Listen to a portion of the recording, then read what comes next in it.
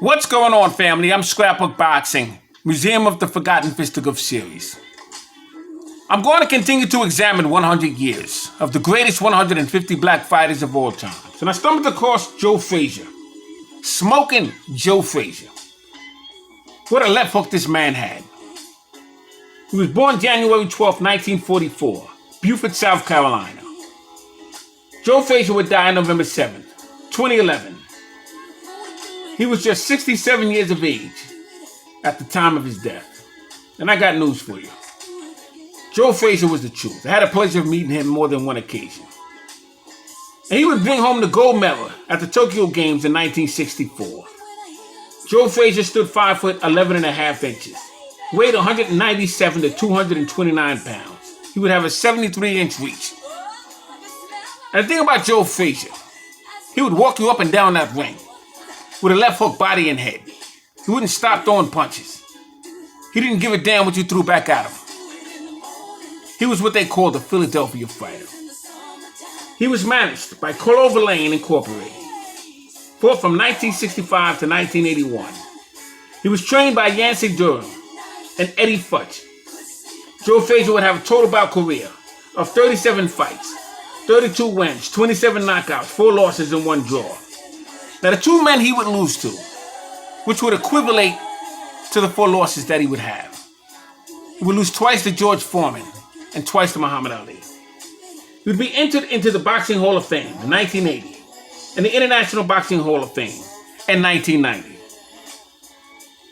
Joe Frazier would knock out fellas such as Billy Daniels in 6 rounds, Eddie Machen in 10 rounds, Buster Mathis Sr. in 11 rounds. It would be that fight where Joe Frazier would win the WBC Heavyweight Championship belt. And Joe Frazier would knock out Jimmy Ellis 9 rounds with a bodacious left hook, New York's Madison Square Garden, one of the greatest left hooks ever thrown. He'd be in the ring with Muhammad Ali 3 separate occasions. March 8, 1971, one of the greatest fights of all times. But then he would fight him again, New York's Madison Square Garden, and then again in the Philippines, 1975. Thriller Manila, perhaps one of the most ferocious heavyweight championship bouts of all time. Joe Frazier would be in the ring with Jerry Quarry, Bob Foster, George Chuvalo. What a fighter he was. He would bob and weave all night long.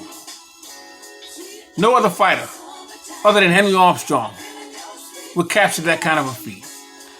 Joe Frazier belongs in the list of 100 years of the greatest 150 black fighters of all time.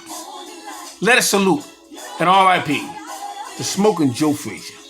Oh, what a hell of a fighter.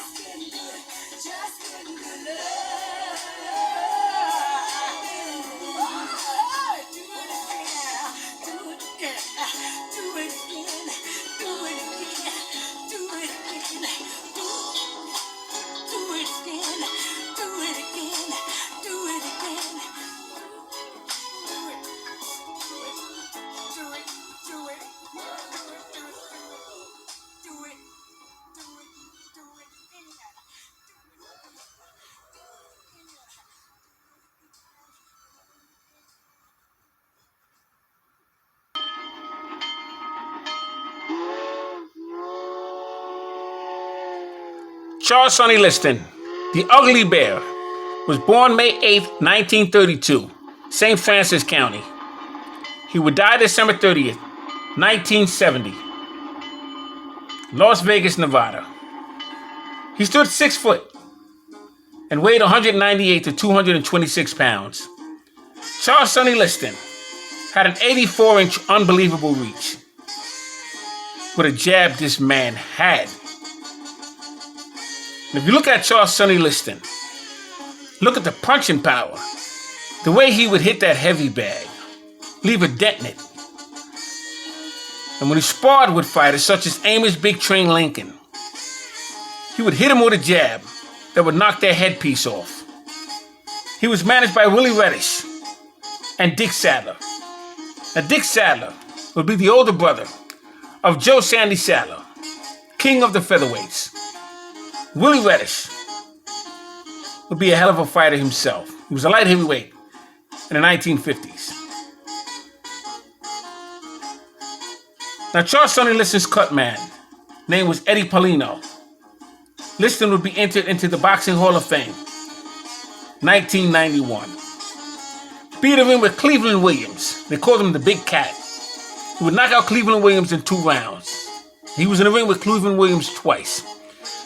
He would take on Roy Harris and Zora Foley. He would knock out Zora Foley in 3 rounds. Eddie Machen would go the distance of 12 rounds. He would take on Nino Valdez, a Cuban heavyweight, who he would stop in 3 rounds. He would be in the ring with Howard King, knocking him out in 3 rounds and be arrested after the fight. He would also be in the ring with Ernie Terrell in an exhibition. He would knock out Floyd Patterson twice, and both times in the first round.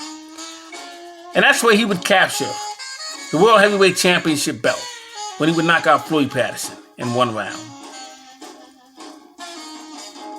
Now, Charles Sonny Liston would be in the ring with Muhammad Ali in 2 separate occasions. 1964, he would stop him in 7 rounds. He would actually stop himself in 7 rounds.